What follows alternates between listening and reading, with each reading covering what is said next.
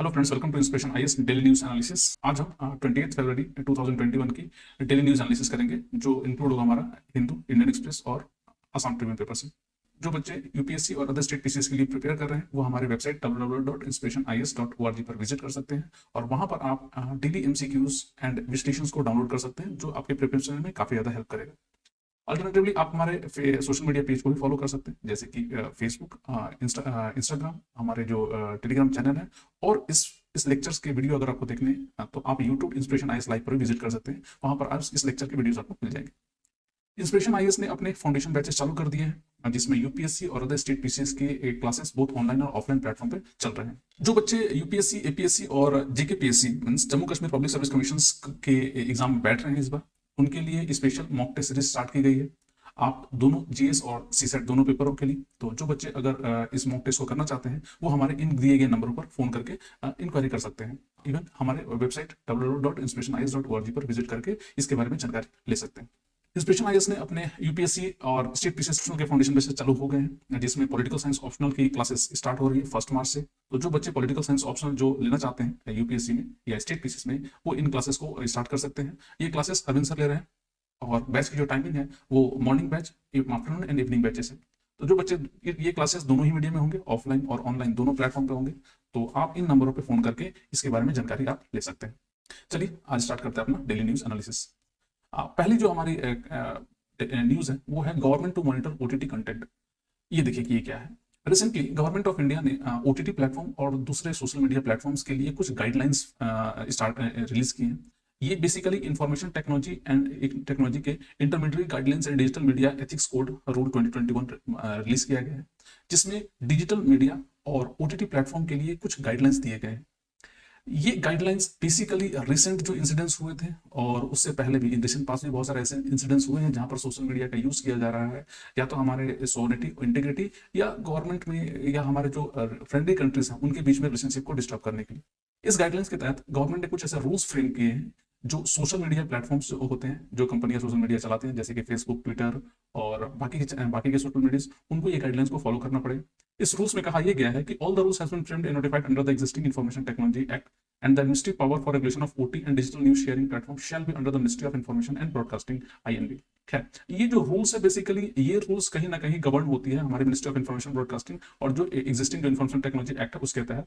और इस new guidelines में बेसिकली ओनस ये दिया गया है कि अगर कोई सोशल मीडिया का यूज करता है और उस प्लेटफॉर्म का यूज करता है फेक न्यूज वगैरह फैलाने में, तो ये सोशल मीडिया जो कंपनियां होती है वो रिस्पॉन्सिबल होगी देखने के लिए कि कौन क्या फेक न्यूज फैला रहा है। और अगर कोई फेक न्यूज फैला रहा है और उसकी जानकारी अगर गवर्नमेंट को चाहिए तो उसके जो ओरिजिनल सोर्सेस हैं वो गवर्नमेंट को सोशल मीडिया को देने होंगे।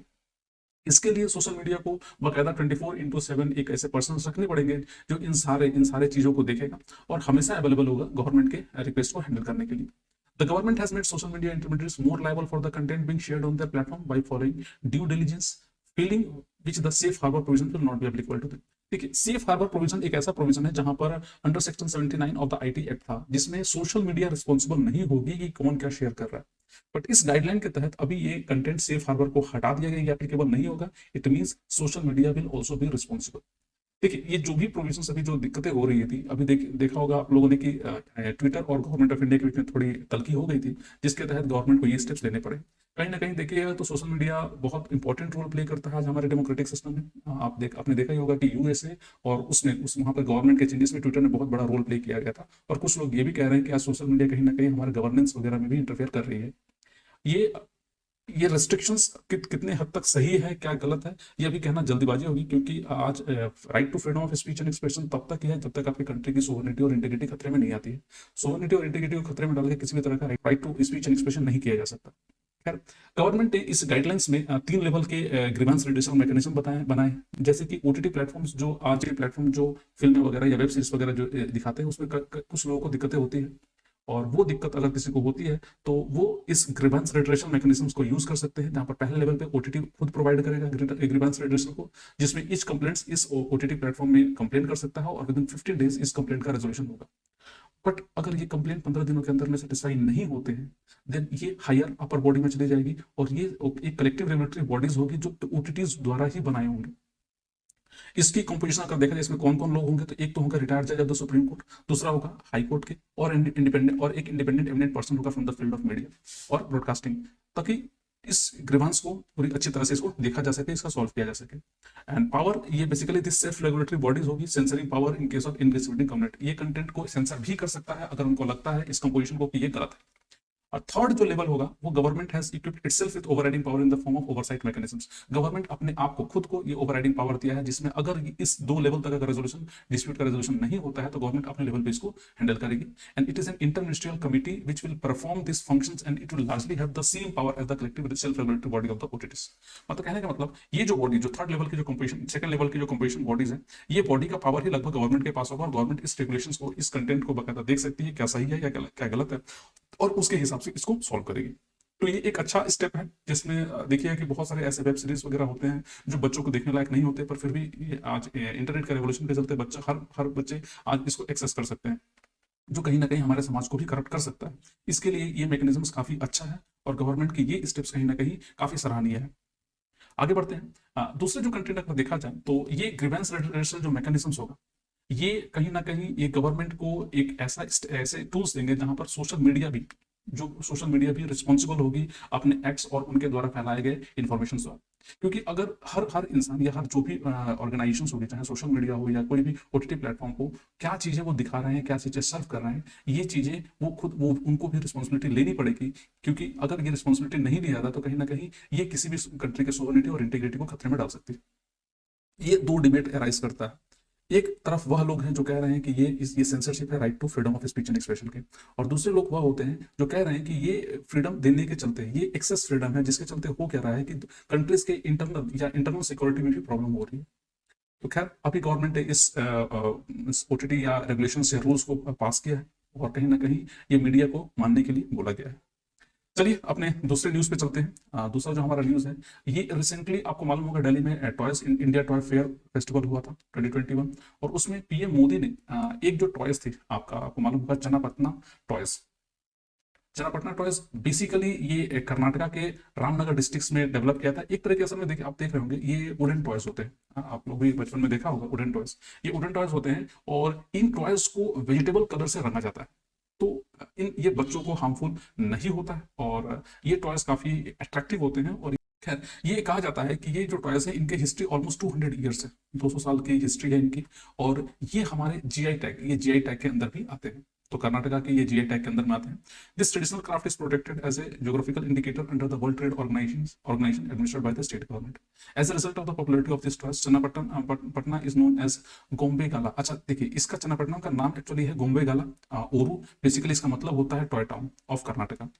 और ये जो होते हैं ये लकड़ी के बनते हैं, और ये खास तरह की एक लकड़ी होती है जिसको हम लोग आइवरी वुड बोलते हैं। अब बेसिकली इसको आले मारा बोला जाता है, या इसको राइटिया टिंक्टोरिया ट्रीज है। इस ट्रीज से ही ये लकड़ी के ये टॉयज बनाए जाते हैं। ये लगभग जैसे हमने कहा कि 200 साल पहले की इनकी हिस्ट्री है, और ये कहा जाता है कि हैदर अली और टीपू सुल्तान के टाइमिंग में ये जनरेट हुए थे। अब देखिए ये टॉयज को, क्योंकि ये वेजिटेबल डाइज लगाए जाते हैं, तो बच्चों को किसी भी तरह की प्रॉब्लम इससे नहीं होती है, हेल्थ हजार्ड नहीं होते।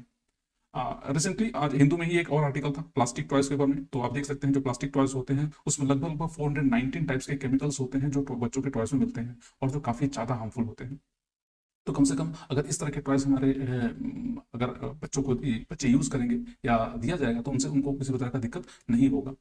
खैर ज्योग्राफिकल इंडिकेटर्स के बारे में हम लोग थोड़ा जान लेते हैं कि ये होता क्या है। Geographical indicator is used on products that have a specific geographical origin and possess qualities or a reputation that are due to their origin.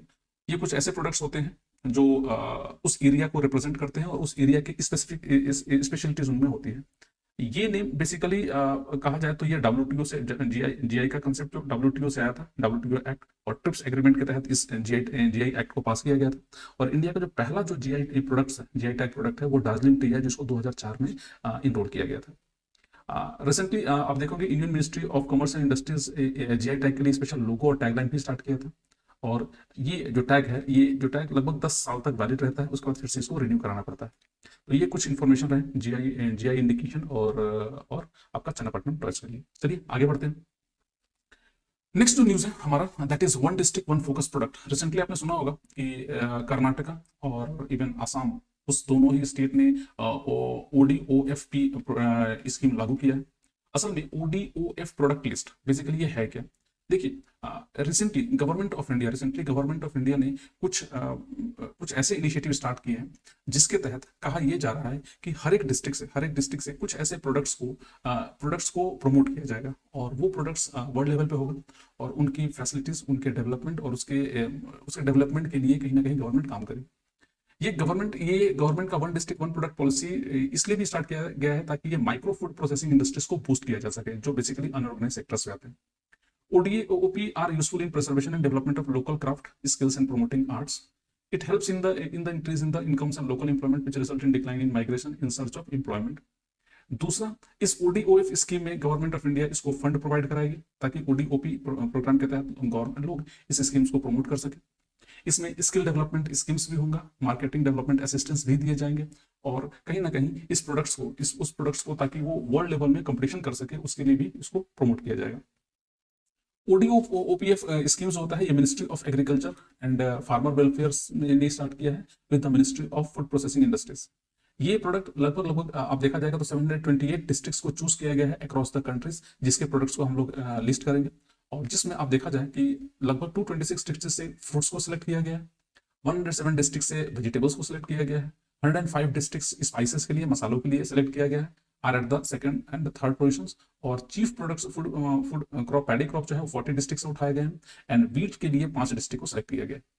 ये जो प्रोडक्ट्स होंगे इनको क्लस्टर अप्रोच से गवर्नमेंट ऑफ इंडिया प्रमोट करेगी to increase the value of the products and with the ultimate aim of increasing the income of the farmers. मतलब main जो हमारा देखिएगा इस गवर्नमेंट की सबसे बड़ी इंपॉर्टेंट जो पॉलिसी है उसमें गवर्नमेंट इसमें जो फार्मर्स हमारे हैं उनके इनकम को इंक्रीज करना, फार्म बिल भी उसका ही एक हिस्सा है, और ये जो स्कीम की स्टार्ट की गई है इस स्कीम के तहत भी हमारे एंड जो बेनिफिट्स होंगे वो हमारे फार्मर्स को ही होगा। These identified products will be supported under the PM formalization of micro food processing enterprise scheme of the Ministry of Food Processing Industries, और इसके तहत लगभग इन प्रोडक्ट्स को इंक्रीज किया जाएगा या प्रमोट किया जाएगा। Many products also include convergence of resources and approach from other departments. The Ministry of Agriculture and Farmer Welfare will support ODOFP from its ongoing centrally sponsored schemes such as Mission for Integrated Development of Horticulture. जो horticulture के लिए भी जो scheme लगे हुए वो schemes ही इसमें help मिलेगा। नेशनल फूड सिक्योरिटी मिशन के तहत जो भी स्कीम है वो स्कीम भी इस प्रोग्राम को हेल्प करेगी, और राष्ट्रीय कृषि विकास योजना इस स्कीम के तहत भी अगर जो भी बेनिफिट्स होगा वो भी इस प्रोग्राम को हेल्प मिलेगा वहां से। ये कुछ लिस्ट ऑफ प्रोडक्ट्स हैं, आप चाहें तो इसको नोट डाउन कर सकते हैं, ये हो सकता है काफी बेनिफिट्स काफी इंपॉर्टेंट हो या एग्जामिनेशन में पूछे जा सकते हैं। चलिए आगे बढ़ते हैं। नेक्स्ट जो हमारा स्कीम है वो रिसेंटली हमारा इसरो ने रिसेंटली आज 10:30 बजे के करीब PSLV C51 लॉन्च किया है। ये PSLV का 53rd मिशन है, और इस मिशन में लगभग 18 सैटेलाइट्स को सेंड किए गए हैं, 18 सैटेलाइट सेंड किए गए, जिसमें से एक जो सबसे इंपॉर्टेंट सैटेलाइट है उसका नाम है अमेजोनिया 1। ये ब्राजील की सैटेलाइट्स है, और ये जो सैटेलाइट होगा ये दुनिया के पिक्चर्स लेगा, world images of the world part every 5 days, but basically ये यूज होगा रिमोट सेंसिंग डाटा और अमेजन के फॉरेस्ट के प्रोटेक्शन में। बेसिकली अमेजन फॉरेस्ट के प्रोटेक्शन में ये हेल्प करेगा ताकि उसके डाटा एरियाज को कैप्चर कर सके कि अमेजन इंक्रीज हो रहा है या डिक्रीज हो रहा है। इसके अलावा अमेजोनिया 1 के अलावा इसमें लगभग 12 स्पेस बीज सैटेलाइट्स भी हैं, जो एक तरह के पिको सैटेलाइट्स हैं जो स्वॉर्म टेक्नोलॉजीज ने सेंड किए हैं। ये टेक्नोलॉजीज किसी और लेक्चर में हम लोग डिस्कस करेंगे आखिर ये स्वॉर्म टेक्नोलॉजी और स्पेस बीज प्रोजेक्ट क्या है। ये बेसिकली आप इतना मान के चलिए कि ये IoT में हेल्प करेगा, इंटरनेट ऑफ थिंग्स में हेल्प करेगा, और इसमें लगभग वेरियस सैटेलाइट्स होंगे, लगभग 170 सैटेलाइट्स के करीब जो स्पेस में सेंड किए जाएंगे। They will help in sending two way satellite communications. तो कहीं ना कहीं ये इंटरनेट ऑफ थिंग्स या फ्री इंटरनेट के प्रोविजंस में भी हेल्प कर सकता है। इसके अलावा एक यूनिटी सैट सैटेलाइट्स होगा जो 3 कॉलेजेस ने मिलकर बनाया है, और ये बेसिकली एक और सैटेलाइट है जिसको हम लोग नैनो सैटेलाइट्स हैं जो स्पेस किड्स इंडिया ने बनाए हैं। तो कुल मिला के 18 सैटेलाइट्स हैं जो PSLV C51 ने अपने संग ले गया है। यही रहा वो स्पेस बीज सैटेलाइट्स। सो ये जो मिशन है काफी इसरो के लिए काफी इंपॉर्टेंट था, क्योंकि इसमें आप देखिएगा कि न्यू स्पेस इंडिया जो इसरो की जो कमर्शियल विंग है उसने अपने पहले बिजनेस को स्टार्ट किया है, दैट इज अमेजोनिया। और ये सब इससे पहले आपको मालूम होगा कि इससे पहले जो हमारा कमर्शियल विंग था वो एंट्रिक्स था, but due to certain Devas का जो इशू हुआ था उसके लीगल केसेस में फंस गया है, जिसके चलते ये अभी अपना काम नहीं कर पा रहा है। तो उसकी जगह न्यू स्पेस इंडिया लिमिटेड ने ये प्रोजेक्ट लॉन्च किया है, ये बिजनेस विंग वगैरह। चलिए आगे देखते हैं। स्कीम है वो है बायोफ्लेक बेस्ड फार्मिंग। ये रिसेंटली हमारे जो रिसेंट जो नलबरी डिस्ट्रिक्ट में इस प्रोग्राम को चालू करने की बात की जा रही है। तो ये बायोफ्लेक बेसिकली होता क्या है, बायोफ्लेक बेस्ड फिश फार्मिंग, ये क्या कंसेप्ट है? देखिए, ये बेसिकली बायोफ्लैक फार्मिंग एक तरह का ऐसा फार्मिंग प्रोसेस है जहां पर आ, एक ही टैंक में बेसिकली वाटर ना चेंज किए हुए या बहुत कम चेंज किए हुए और बहुत ही कम फीड कंजम्पशंस में बहुत ही ज्यादा फिश की ग्रो की जा सकती है। इसको आप ऐसा समझिए कि बायोफ्लॉक जो कल्चर है, बायो माने लाइफ, फ्लॉक माने फ्लॉकिंग मतलब ग्रुप्स। असल में यहाँ पर क्या किया जाता है कि यहाँ पर बेसिकली बायोफ्लॉक टेक्नोलॉजी में नाइट्रोजन साइकिल को प्रमोट किया जाता है और यहाँ पर प्रोबायोटिक्स वगैरह यूज किए जाते हैं। प्रोबायोटिक्स एंड ये हेल्प करते हैं हमारे फिश के ग्रोथ में और उनके फीड को। जैसे समझिए होता क्या है इसमें, it is an innovative and cost effective technology in which toxic materials to the fish and shellfish such as nitrate और nitrite ammonia can be converted to useful products that is proteinaceous feed. इसमें आप समझिए ऐसा होता है कि एक tank में मछलियों को रख दिया जाता है और इन मछलियों को जो खाना खिलाया जाता है और मछलियों से जो नाइट्रोजनस वेस्ट अमोनिया वगैरह निकलता है, ये प्रोबायोटिक्स जो होते हैं ये उस अमोनिया को या उस नाइट्रोजनस वेस्ट को ब्रेक डाउन करते हैं और ब्रेक डाउन करके इसको नाइट्रेट और ये नाइट्राइट में कन्वर्ट करते हैं। इसको आप ऐसे समझ लीजिए कि एक ही टैंक में जो मछलियों को रखा जाएगा, उस मछलियों को खाना खिलाने से जो मछलियां जो दाना वगैरह खाएगी या जो फीड होगा मछलियों का, वो उस फीड से जो नाइट्रोजन उसके जो एक्सक्रीटा निकलेगा, उस एक्सक्रीटा में जो अमोनियम कंटेंट होता है, उस अमोनियम कंटेंट को वो सब्सटेंसेस ये प्रोबायोटिक कन्वर्ट कर देंगे नाइट्रोजनस सब्सटेंसेस में और वापस से यही फीड कहीं ना कहीं फिशेस वापस कंज्यूम कर सकते हैं। तो ये एक तरह का बहुत ही कम फीड लगता है, मछलियों को कम खाना देने पर भी चलेगा क्योंकि एक सेल्फ रेगुलेट हो रहा है ये मैकेनिज्म्स, और वाटर की जो पोल्यूशन है वो भी कहीं ना कहीं कम हो रहा है। ये टेक्नोलॉजी हम वाटर ट्रीटमेंट प्लांट में भी यूज कर सकते हैं, जहां पर वाटर में जो नाइट्रोजनस वेस्ट होते हैं उनको रिमूव करने के लिए। ये टेक्नोलॉजी काफी ज्यादा बेनिफिशियल है फिश या एक्वाकल्चर में, और इसमें जो कंजम्पशन जो लगता है, कंजम्पशन जो होता है फीड वगैरह का और वाटर का, वो काफी कम होता है। It is a technology used in aquaculture system with limited or zero water exchange under high stocking density और strong aeration and biota formed by bioflocks. The culture of biofloc will be productive in the cases of culture tanks exposed to sun. और ये लगभग ये tank जो होता है इसको सूरज के सामने, सूरज में धूप में रखना पड़ता है ताकि तभी ये नाइट्रोजन एंड फिक्सेशन वगैरह हो पाएगा। Biofloc system was developed to improve the environmental control over the aquatic animal productions. In aquaculture, the strong influence factors are the feed cost. आपको मालूम होगा कि फीड एक्वाकल्चर में फीड कॉस्ट का ही amount ज्यादा होता है, उसी की कॉस्टिंग ज्यादा होती है, और लैंड और वाटर अवेलेबिलिटी की। इसमें उसी वाटर को फिर से रिसाइकल किया जा सकता है क्योंकि उसके नाइट्रोजनस वेस्ट को हटाया गया है, क्योंकि नाइट्रोजनस वेस्ट खुद ही डिसइंटीग्रेट हो जाते हैं, जिसके चलते पानी फिर से साफ रहता है। इसके और भी काफी ज्यादा बेनिफिट, एक तरह के इको फ्रेंडली कल्चर सिस्टम है, ये इन्वायरमेंट इंपैक्ट को भी रिड्यूस करता है और लैंड का प्रॉपर यूज हो सकता है क्योंकि बहुत कम जगह में ही ये बहुत ज्यादा प्रोडक्टिविटी देता है। Limited or zero water exchange होता है, यहाँ पर हाई प्रोडक्टिविटी होती है और हायर बायो सिक्योरिटी होती है ताकि दूसरे एनिमल्स इससे इंटरफेयर ना हो पाए, दूसरे एनिमल्स को कोई प्रॉब्लम ना हो।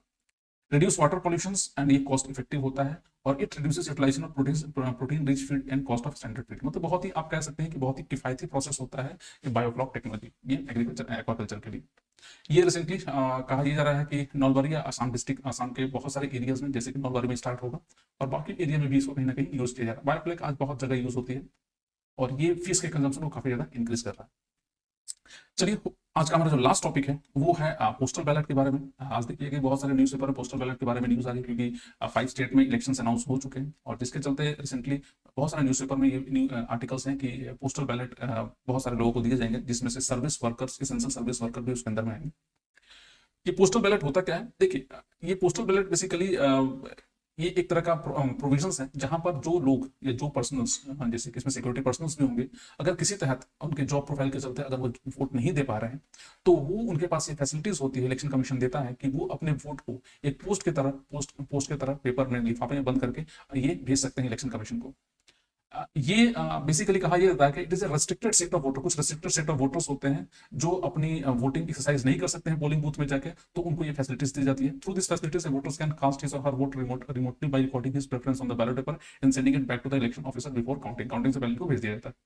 इसमें लगभग हमारे member of the arm forces होते हैं वही इस पोस्टल बैलेट का यूज करते हैं, जैसे member of the arm forces like army, navy, air force, member of arm police from force of A state serving outside the state, क्योंकि अभी इलेक्शन कमीशन में बहुत सारे डिपार्टमेंट या बहुत सारे फोर्सेस को दूसरे स्टेट में भी भेजा जाता है, जिसके चलते उनको अपना पोस्ट मतलब वोट नहीं दे सकते, जिसके चलते वो इस पोस्टल बैलेट का यूज कर सकते हैं। इवन गवर्नमेंट एम्प्लॉयज जो इस इलेक्शन ड्यूटीज में इन्वॉल्व होते हैं उनके पास भी चांसेस होता है वो कर सकते हैं इस तरह से।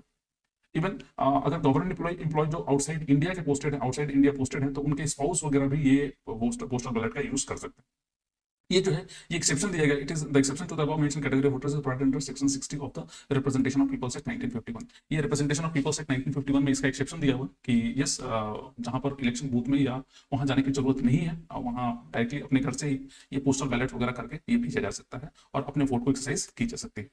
तो ये एक तरह का फैसिलिटीज है जो इस सर्विसमैन को दिए जाते हैं। यही सर्विसेज अभी रिसेंटली इसेंशियल सर्विस वर्कर को भी प्रोवाइड हुए हैं। तो ये रहा आज का हमारा डेली न्यूज एनालिसिस। होप आपको ये डेली न्यूज एनालिसिस पसंद आया हो। कल फिर मिलते हैं डेली न्यूज एनालिसिस के एक नए सेगमेंट पे। शुक्रिया।